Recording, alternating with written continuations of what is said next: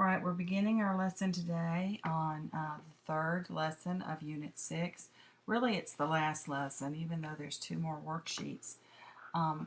This is solving rational expressions rather than just simplifying. So the key word right here is that we are actually solving. We are going to get x equals some number. So we're going to take a little different tack and use a little different method for solving this than we have in the other two sections. Now, there's a couple things you need to remember. From a long time ago, you remember that you cannot have a zero in the denominator. So you can't have a zero, okay, in the denominator.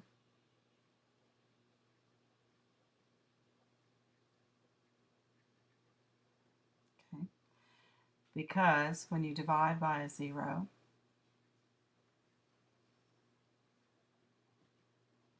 is undefined.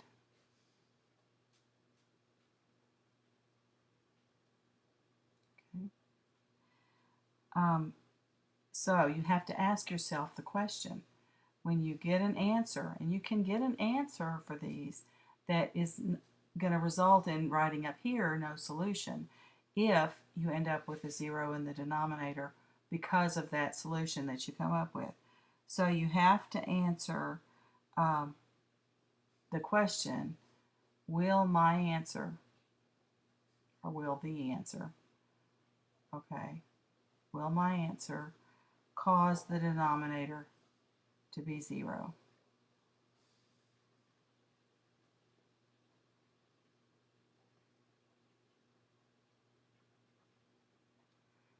Okay, to be zero. If it will, okay, then you're going to answer no solution. Okay, if it doesn't, then you'll write your answer down.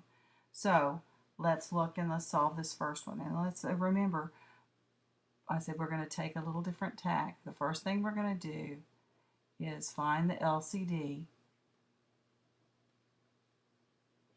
Okay, then we're going to multiply by the LCD.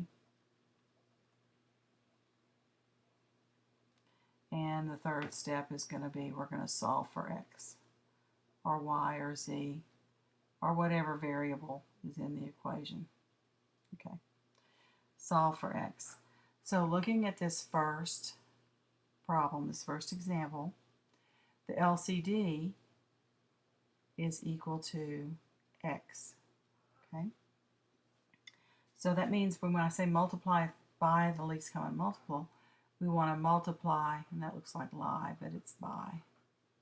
Okay, we want to multiply everything by x. So you're going to have x times 5 over x plus 2 times x equals 6 times x, and we're going to multiply that by x. And remember, that's x over 1, so that x is in the numerator. And what happens when you multiply through by a least common denominator is you get rid of your fraction, making this solving much easier. You're not going to be able to do that when you simplify. You're going to have to find common denominators, just like we've done. But solving, multiplying through by the least common denominator, then what we find, that x cancels and we're left with 5 plus 2x, 2 times x, 2x equals, these x's cancel, so that equals 6. Well, now we've got something that's very easy to solve. This looks like a really simple equation. Subtract 5 from both sides. You have 2x equals 1. Dividing by 2, x equals 1/2. Now, so we've got an answer. We've got an x. The problem is we have to check. And you do have to check. I'm sorry, I know a lot of you don't like to do that. But you're going to have to check to be sure that your answer doesn't cause one of the denominators to be a 0. Well, this one obviously will have 5 over 1/2 plus 2 equals 6 over 1/2. And this should be a true statement. It doesn't hurt to check just to see if you got the answer right. When you divide by 1/2, it's the same as multiplying by 2 because you invert and multiply. So that's 10 plus 2 does equal 12. And you notice there's not a 0 in these denominators, so it's a good answer. So we can put it up here, x equals 1/2, and it did check. Okay, it's a good answer.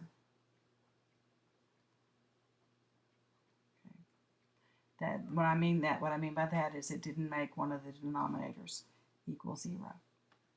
So let's go to our next problem. This is a little more complicated. Our least common denominator here is going to be x times x plus 1, which is x squared plus x. So this here is the same as x times x plus 1. Okay. So step 1, we figured out what our LCD was. Step 2, multiply through by the LCD. So x times x plus 1 times 3 over x times x plus 1 plus x times x plus 1 times 3 over x plus 1 equals x times x plus 1 times negative 1 over x. So we have to multiply everything, all three parts, even this on the other side of the equal sign, because we can multiply by a scalar or some number and it doesn't change the value of the equation. So you notice here both of these cancel with the denominator, and that leaves a 3 uncanceled. On this one, only the x plus 1 cancels, so we're left with 3x here. 3 times x equals, this cancels the x, so we're left with negative 1. So negative 1 times x is negative x, and negative 1 times 1 is minus 1. Now we're no fraction. It's easy equation to solve. Add x across, and we get 4x. Subtract 3 equals negative 4. Dividing by 4x equals negative 1. Now we have to go through and check. Will this cause one of my denominators to be 0?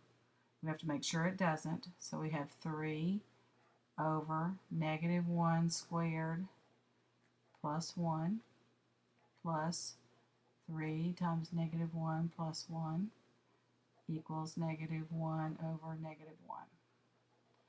All right, this one's okay. This one would be 1 plus 1 or 2, but here we have a problem. That equals 0. So this answer will not work. This answer, even though we got an answer, we were able to come up with an answer. It's not a valid answer because we can't, it will make one of the denominators equal 0. So what we have to write is no solution. It's not a good answer. It's not an answer that will work.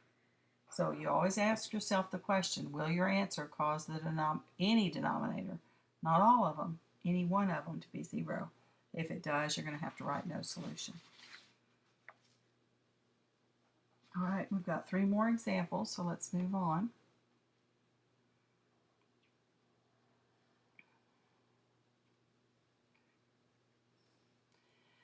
A little more complicated. We have 2 denominators that are x minus 2. We're going to have to factor this so we can see what it is in terms of a common denominator. This is going to be x plus and x minus. Factors that multiply to be 10, add to be 3. That's going to be plus 5 and minus 2. So we've got x minus 2 in common for all of them, but we don't have an x plus 5, and we need that. So our least common denominator, our LCD, is going to be x plus 5 times x minus 2. So we have to multiply each one of these things by that. And I show all these steps, and I know some of you may not need to see all these steps. You just have to Bear with me. Okay, and that equals x plus 5 times x minus 2, okay, times x over x minus 2 plus x plus 5 times x minus 2 times 6 over x plus 5 times x minus 2. And I kind of ran out of room, but these will both cancel here. Here our x minus 2 cancels, and here our x minus 2 cancels. So we're left with, on this side, 2 times x plus 5 equals x times x plus 5 plus 6. Now we're going to have to distribute, and so we end up with 2x plus 10 is equal to x squared plus 5x plus 6. Now this squared term means we have a quadratic. And if you remember, when you solve a quadratic, you want to make everything equal 0 and then factor if you can, or use the quadratic formula. So we're going to subtract 2x and subtract 10. So we're going to move both of these things over. So we'll have x squared, subtract 2x, so that'll leave me over here with 3x.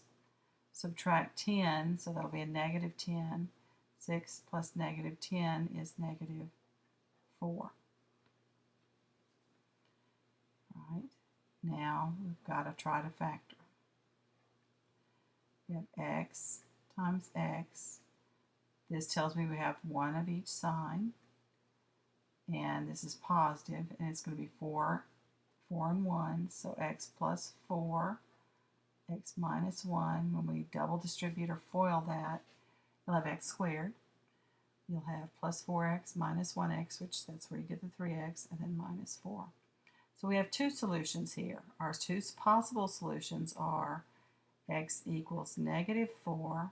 Remember, we set each of the factors equals 0, and x equals positive 1. So we've got negative 4 and positive 1. We have to see, it could be one of them, it could be both of them, or it could be neither one, depending on what it does to these denominators. So let's see. We have negative 4 minus 2. That's going to give us a negative 6, so that's okay. And then we have negative 4 plus 5, and that'll give us 1. So negative 4 is going to be a good solution. It doesn't make either one of the denominators equal 0. Let's check our 1. 1 minus 2 is negative 1. 1 plus 5 is 6. So both of those answers are good answers. Neither one of them will help make one of either, any, or all of the denominators equal 0. Now let's look at the next two examples. We have x plus 3 here, x minus 3 here, and this is a difference of squares, which factors as x plus 3 times x minus 3. So that's going to be our common denominator. So we have to multiply through everything by that. So we have x plus 3 times x minus 3 times 2 over x minus 3 minus x plus 3 times x minus 3 times 4 over x plus 3 equals x plus 3 times x minus 3 times 8 over x squared minus 9, which we know is x plus 3 times x minus 3. So that cancels. Now, here just the x plus 3 cancels, and here just the x minus 3 cancels. So we're left with 2 times x plus 3 minus 4 times x minus 3 equals 8.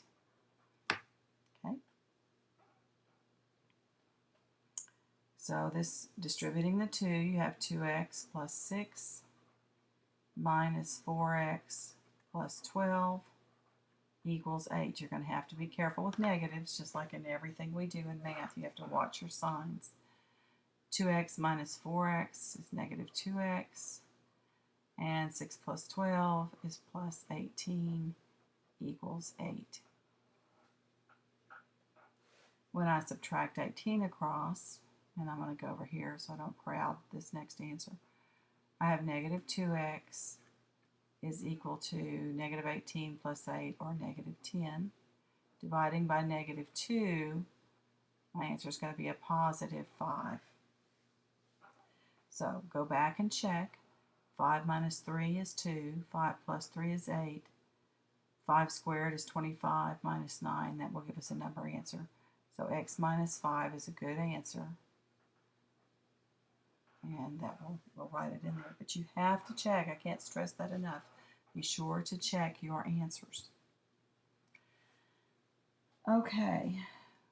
Now, we have x plus 2, x minus 2. There's nothing here. None of the denominators are the same. If you can't, what you end up doing there is you multiply them together. You have x plus 2 times x minus 2. And that's your common denominator. So multiply through everything by x plus 2 times x minus 2.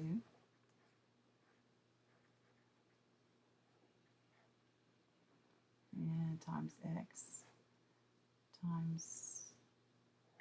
plus 2 minus x plus 2 times x minus 2 times 4 over x minus 2 equals 2 times x plus 2 times x minus 2.